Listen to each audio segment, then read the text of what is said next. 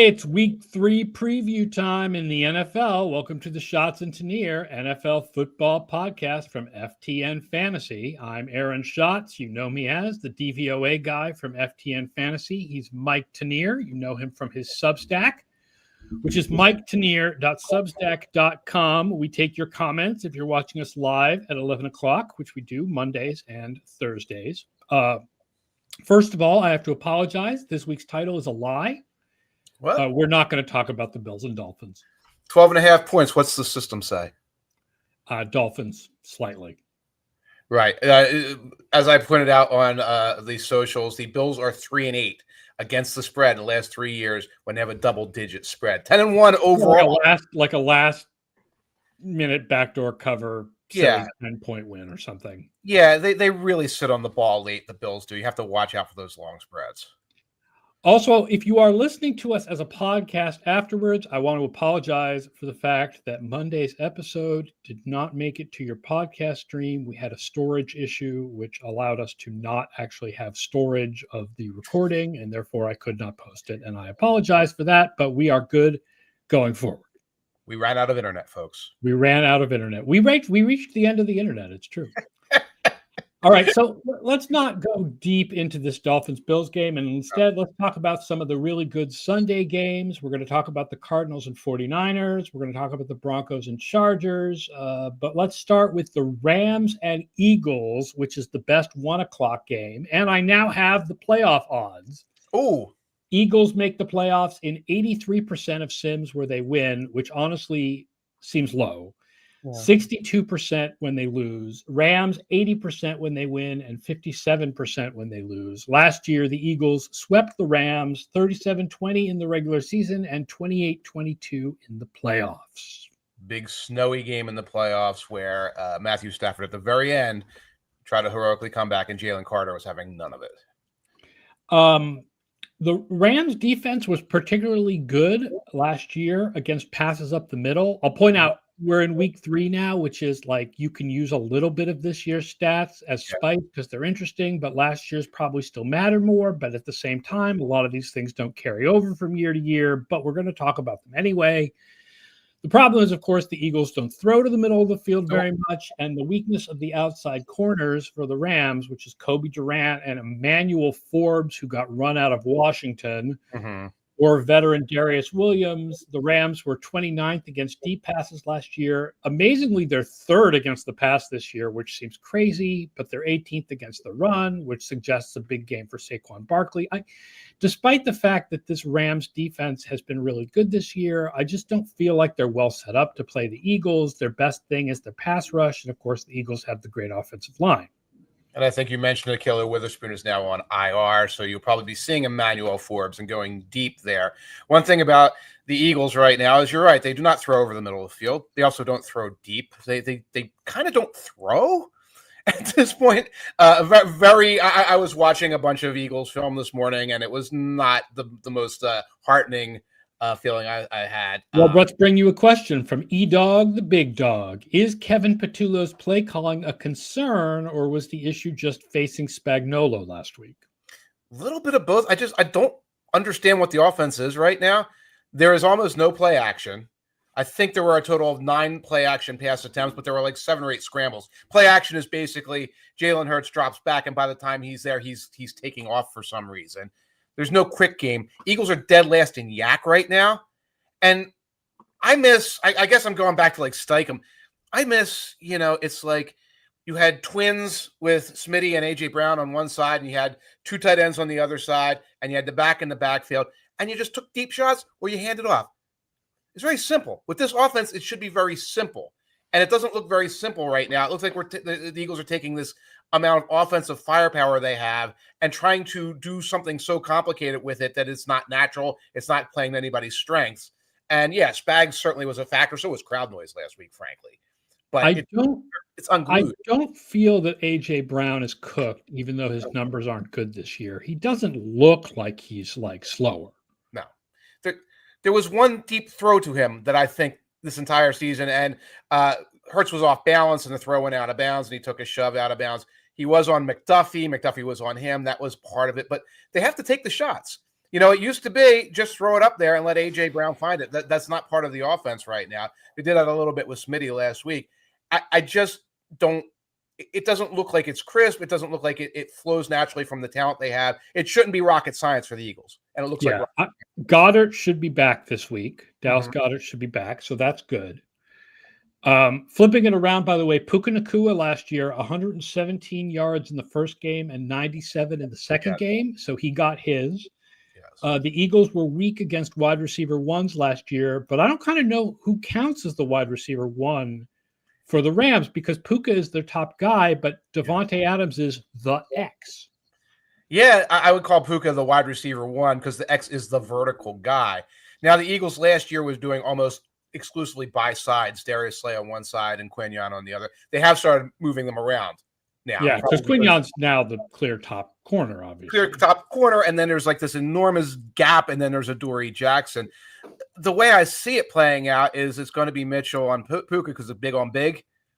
And and that leaves Adoree Jackson on Devontae Adams. Which is not – that doesn't sound good. It sounds like a lot of safeties on that side of the field, frankly. That's definitely an advantage that the Rams should be able to exploit. Line in this game is Eagles minus 3.5. Ooh.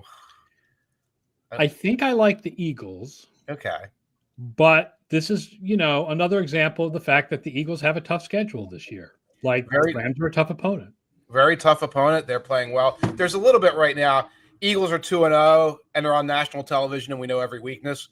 The Rams are 2-0, and they're playing like the Titans, and no one's actually paying attention to the game. And like, oh wow, how do we stop these guys? They haven't been super tested. The Texans weren't a great test. Right now, I'd lean on 3.5 taking the Rams, and what'll probably be a close game. But maybe that's just Philadelphia. I will, but obviously not going to snow like last year. Yeah. Given that we are in September. The other really important 1:00 game, this is sort of surprising. It's the most important game for playoff odds because of the fact that these teams are not likely to win wild cards, and that is the Texans at the Jaguars. And I know, people are going to be surprised because, our preseason projections are still baked heavily into the ratings, and we liked the Jaguars before the season, and the Texans are 0-2. So the Jaguars make the playoffs 73% of the time when they win, 46 when they lose. Wow. The Texans, 46 when they win, 20 when they lose. Basically, if the Texans win, then both teams are 1-2, and we see them as fairly similar, except the Jaguars have an easy schedule. Yes. Whereas if the Jaguars win, they're 2-1, and the Texans are 0-3, and that is going to be tough. The Texans are 0-3 with a loss head-to-head. That'll be tough to overcome. Right. And even beyond that, it sort of signals oh my God, what's happening with this team, where we thought they should be able to fix their offense, and they have not been able to fix their offense, whether on the protection side of things or, on the receiving end, mostly due to injuries. It's still CJ Stroud, drop back, run around, hope something happens. Last year, the Texans won this game twice, but it was close both times, 24-20 and 23-20. And this is the really surprising stat that I found. If you look at the Texans' pressure rate on defense in every individual game of last year, the two games with the lowest pressure rate were the two Jacksonville games. Wow. And that's really weird because you don't think of the Jacksonville offensive line as being able to protect against this Texans pass rush. And there's no question that is the strongest part of the team. No disrespect meant to the cornerbacks. And the biggest story of this game will be, can they protect Lawrence from Will Anderson and Daniil Hunter? And last year they did. Yeah. And last year they didn't have a great quick game. And if you saw what the Buccaneers did on Monday night, especially with both tackles hurt, quick game. That's Liam Cohen's love language there, is getting the ball out quickly. That's what the Jaguars are going to have to do in this one. I will point out the Jaguars have been comparatively weak on third downs this year on both sides of the ball. Shocking. But this was a problem last year, and it is not shocking. Right. Their defense has been lit up by number one wide receivers so far. It's only 2 games, but they gave up 165 to Jamar Chase and 94, including a big DPI, to Tetro and McMillan. So here comes Nico Collins, a very clear wide receiver 1. If this is a thing, this is a problem. And while he's the clear wide receiver 1, clear wide receiver 2 may make his debut. Christian Kirk, hamstring, practicing this week, limited. Oh, that's important for them because if they want to get the ball out of Stroud's hands quickly to overcome the fact that their offensive line has been problematic, they need the quick game, and Christian Kirk is the man when it comes to the quick game. Kirk is there. Also, Braxton Barrios could come in and help a little with that. He's sort of like your nifty space guy along the way. Flip side of that, though, Kamari Lassiter and Jalen Petrie, knee and rib, it popped up on the injury reports. Unclear what their status really is. Secondary is one of the strengths of that defense as well. That bears monitoring. Jaguars are favored by 1.5, which in Jacksonville suggests that these teams are seen as even. So it won't be a surprise to people who've been following since the preseason that we do favor the Jaguars in this game, minus 1.5. But the Texans really need it. If you believe in the sort of desperation idea, the Texans are pretty desperate. Yeah, I'm leaning Jaguars because I'm thinking what a Cohen offense, because we saw sort of a version of a Cohen offense on Monday night. Yeah. And you can neutralize. Probably roughly the same offense that Cohen ran. Yes. Lots of screens and Travis Hunter has basically been like a screen guy this year. Like they're not using him on downfield routes really. No, they're using him as the space guy, and Brian Thomas has been a wreck. I kind of like broke him down a little bit, and he doesn't have good chemistry. Let's put it that way with Trevor Lawrence right now, which is rough because they seem to have it last year. But they should be able to use ETN. They should be able to use the running backs. They should be able to get more balls out in space. Unless Christian Kirk is a huge difference maker, I'm just worried about the Texans being able to have a functional offense at all right now. All right. Before we move on to the 4 p.m. games, we'll take this question from Lisa Cuddy R. Us. Which thing will make the biggest mess of national sports radio? The Chiefs losing or the Cowboys winning? I don't think it's a question. If the Chiefs lose to the Giants on Sunday night, it is panic, DEFCON 5. Right. Panic mixed with the haters doing the hater dance on the Chiefs. Yes. I mean, the Cowboys beating the Bears. I mean, we'll get to that. We're going to do the Cowboys-Bears game in a little bit, Right. Nice. And they beat the Giants on a 77,000-yard field goal and Giants committing 28 penalties and all. I mean, Cowboys fans will do their little thing about that, but Chiefs 0-3 is a thing. The first 4 o'clock game we'll talk about, although this is not going to much of the country, is the Broncos at the Los Angeles Chargers. Chargers make the playoffs 84% if they win, 61% if they lose. Broncos make the playoffs 67% if they win and 40% if they lose. Last year, the Chargers won this game 23-16 and then 34-27. Wow. So they swept the Broncos, even though both teams were wildcard teams last year. Denver was 29th last year against middle passes, and Herbert is excellent throwing up the middle. And you can pick on the Denver linebackers with Dre Greenlaw still out. Herbert on short middle passes against Denver last year, 12 of 14, with 8 first down conversions plus a DPI, 10.8 yards per pass. Quick injury update regarding that. Drew Greenlaw, tight end Evan Ingram, and my favorite name in the NFL, linebacker Justin Stenad, did not practice, so I don't think Greenlaw is going to be out. Greenlaw is going to be out there.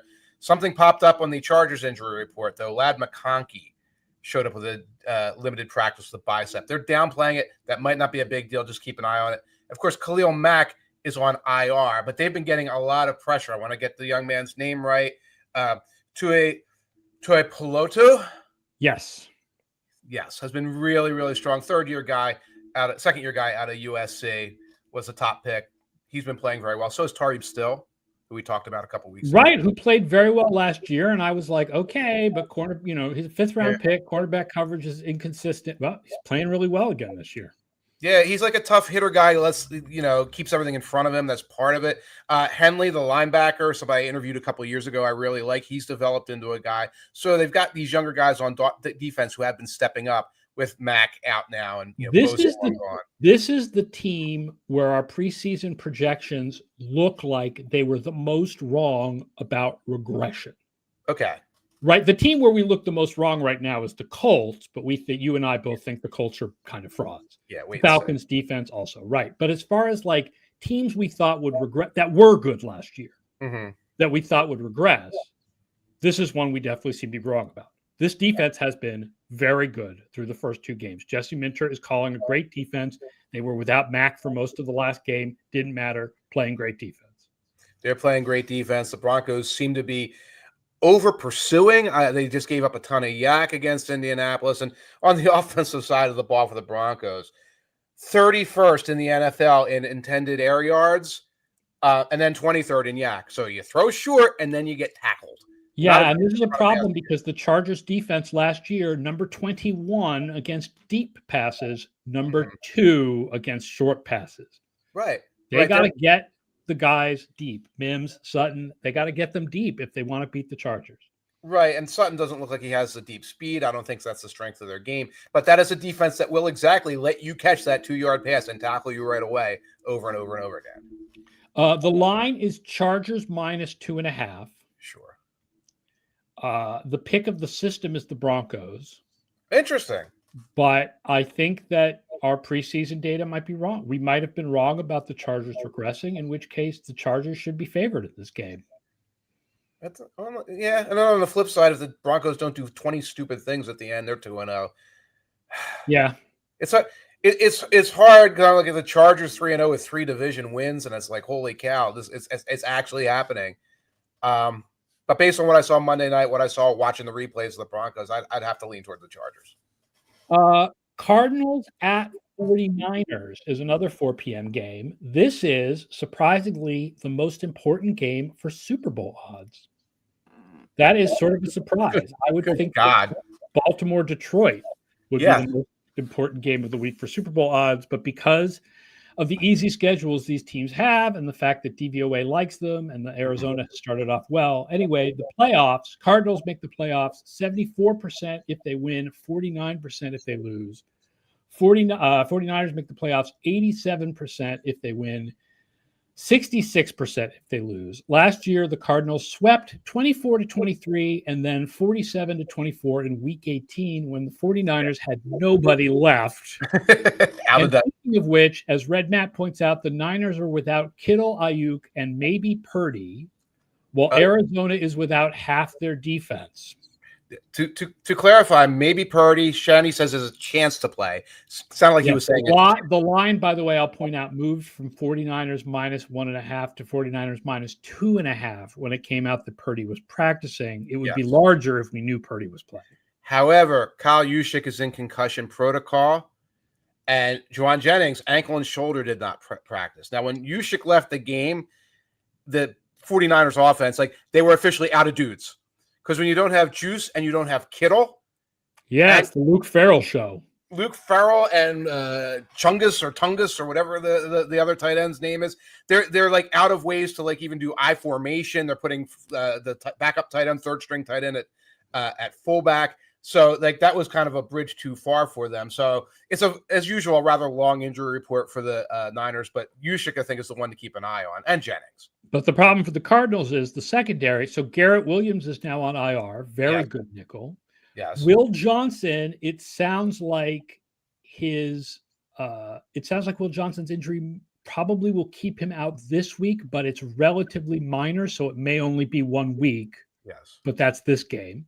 Yes. Max Melton, it sounds like, will play, but he's probably not 100%.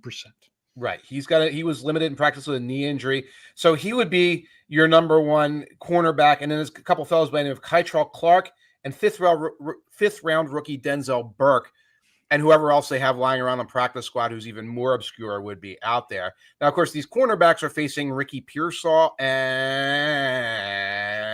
maybe Juwan Jennings. And Kendrick Bourne. Yeah, Kendrick Bourne, yeah. Right, right. So, I mean, I'm really looking at this Yushik injury in addition to Purdy, obviously, to say, can Shanahan have all like the manufactured opportunities to like play a constricted formation, get the ball out in space to guys, or will he be really scrambling for people he can count on? Some stats that I found, the 49ers, this is shocking considering that Fred Warner is their middle linebacker, were 30th against passes up the middle last year. Weird. But Kyler Murray was below average on middle passes despite the presence of Trey McBride. Right. And I have no idea what the Cardinals, I watched both Cardinals games. I broke down Marvin Harrison's targets. I have no idea what their offense is supposed to be, honestly. Yeah. I mean, he's a really good tight end, but when you take a wide receiver with the 4th overall pick, you're supposed to design your offense around him. Right. Right. And he's not Travis Kelce. He's not Kittle. He's not out there like just exploiting these mixed matches. He's catching your possession passes. So he's acting as your possession receiver. There's no deep threat. I don't know who the wiggle guy, the shifty guy in space is supposed to be. Yeah, they can get Connor. Connor is still a very workman-like, sturdy guy, works out, good in pass protection too, etc. I don't know what this offense is going to look like when it's not facing the Panthers or the Saints. Yeah. Meanwhile, the 49ers offense, best team in the league on 3rd down this year, but only 25th on 1st and 20th on 2nd. Doesn't sound sustainable, but it sounds like they should be better on 1st and 2nd. Right. So, like, their 3rd will come down and their 1st and 2nd will go up. Knowing what we know about the 49ers. A lot of manufacturing on both games, even with Purdy out there, everything had to be so manufactured to keep drives moving. And it is a little bit like if they stall early in the drive, it's not going to happen. I like the Cardinals and the points, but I would not put any money on this game because I don't think I like the Cardinals and the points if Purdy plays. I like the Cardinals and the points based on Mac Jones. I feel the Niners no matter what, because I feel the Cardinals are kind of fraudy. But I need to see the injury report because, again, if it's Tungus and Farrell and all these Braden Willis, Red Matt says it's Braden Willis disrespect. I'd like to point out you're disrespecting Braden Willis by misspelling his first name, which has a Y in it. Is he a tight end? Yes, he's like their 3rd tight end. Okay, well, go Braden. He's like their 4th tight end. Right, the 4th of the healthy tight ends, right? Oh my goodness, Braden. Sorry, Braden. Our bad. They're awesome. Last game, Cowboys at Bears. This game is not hugely important for playoff odds, but it is the game that is going to most of the country. So it is the game that most of you will see. Oh, joy. Cowboys make the playoffs 37% with a win, 18% with a loss. Okay. Bears, 14% with a win, 4% with a loss. Ooh, two division losses already. And that would make them 0-3 with 2 division losses and not a good rating. Right. These defenses currently rank 29th and 32nd against the pass. Oof. Are the Bears 32nd? I believe the Bears are 32nd. Jalen Johnson out for the season. So it is pick on Nayland Wright and Tyreek Stevenson time for the Dallas Cowboys. And they do have 2 very good wide receivers. Absolutely. If you're playing any kind of daily fantasy or props, go with CD, go with Pickens, go with Ferguson. Not only is Johnson out, Kyler Gordon officially week to week with his hamstring injury. He is probably out. TJ Edwards, a linebacker that they were counting on, also week to week with a hamstring injury. And the great Grady Jarrett on defensive tackle, big acquisition in the offseason. Did not practice this week. Fun fact about last year, Dallas played more man coverage but was better in zone. Chicago played more zone and was better in man. Random. It's random fun. That's just random fun. Yes. Bears last year really bad against deep passes. Again, not what you want to be against George Pickens and CeeDee Lamb. Yeah. Especially Pickens. It's going to be Pickens against Tyreek, and it's probably going to be some throw the ball up there. And the Bears defense this season is by far the worst on 1st down. Interesting. 10th on 2nd, 17th on 3rd, the worst on 1st.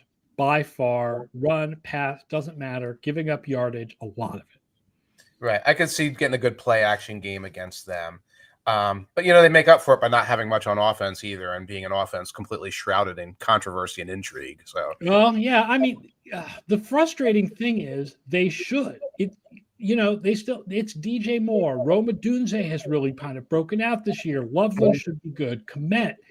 The running game, not great. But running game, not great, but they get plays now and then off. They had a fumble, obviously, last week. Offensive line does not look terrible by any stretch of the imagination. Yeah, we're starting to get into Caleb may not be able to do it territory, because if you look at what's around him and the coaching staff that he has, he needs to be doing it. Right. He's got to put points up because Russ put points up. You got to be able to move the ball. I'm not saying that the Bears need to win this game to justify Caleb Williams, but if they're not moving the ball and it's the second and third quarter and he's running around in circles and not finding open receivers, you got to start looking and say, yeah, this is where you should at least put up some big numbers. Yeah. Cowboys. The line is Cowboys -1. Ooh. The system has no pick. The game is in Chicago. Yeah. Okay. The Cowboys are going to win this one. You feel like the Bears are going 0-3. The injury report is just if you told me, oh, you've got the Bears secondary out there and the Bears secondary is going to match up and cause trouble, yeah, then I could say it. This is just Jalen Johnson is a big one. Jalen Johnson, I talk all the time about the cornerback stats not being consistent. And just because for 2 years he was consistent doesn't mean he would be this year.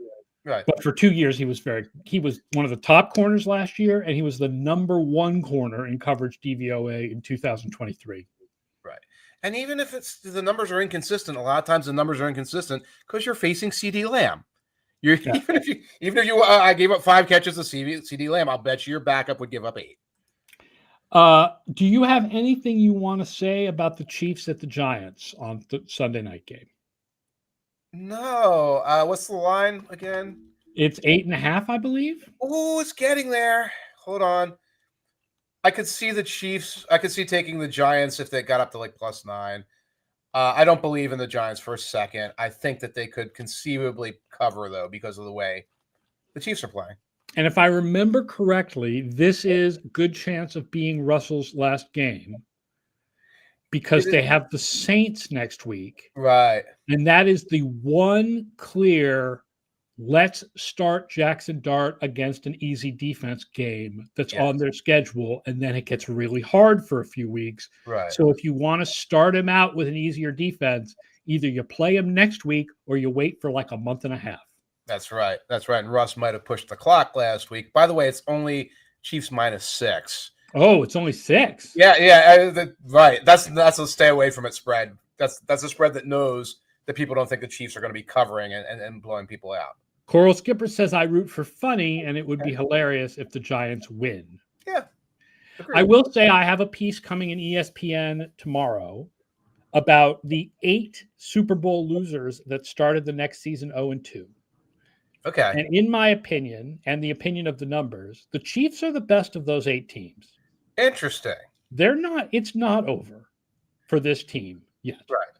But the defense has to play better. Well, if you have to do one about 0-3, that'll be different. Because I know one of the teams you talked about was the Cowboys team where Emmitt Smith was holding out. No. This is Super Bowl losers. Oh, the next team. Yeah. Not Super Bowl winners, Super Bowl losers. So the one that was 0-5 was the 2002 Rams. Oh gosh, well that was Bulger, right? That was the team where Warner got hurt and Bulger came in.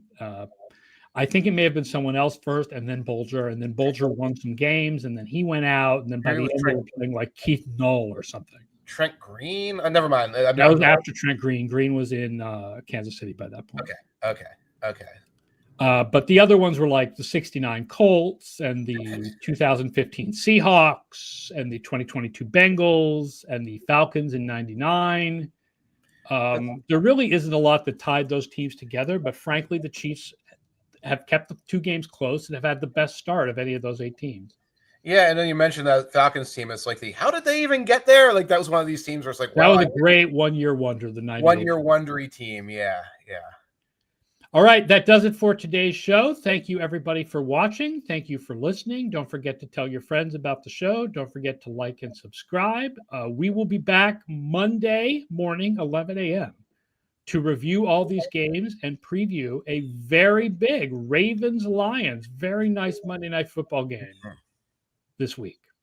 And until then, enjoy this weekend's games. I'm Aaron Schatz. He's Mike Tanier. So long, everybody.